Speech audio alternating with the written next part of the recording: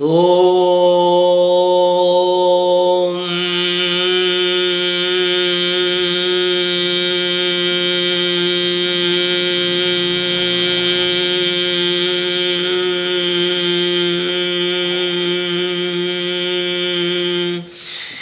ईशानां जगतोऽश वेङ्कटपतेर्विष्णों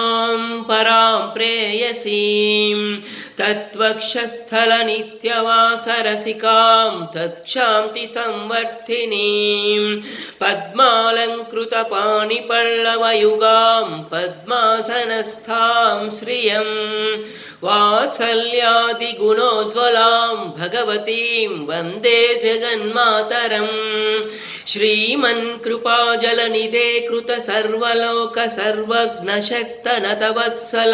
सर्वशेषिन् स्वामिन् सुशीलशुलभाश्रितपारिजात श्रीवेङ्कटेश चरणौ शरणं प्रपद्ये आनूपुरार्चित सुजात सुगन्धि पुष्प सौरभ्य सौरभकरौ समसन्निवेशौ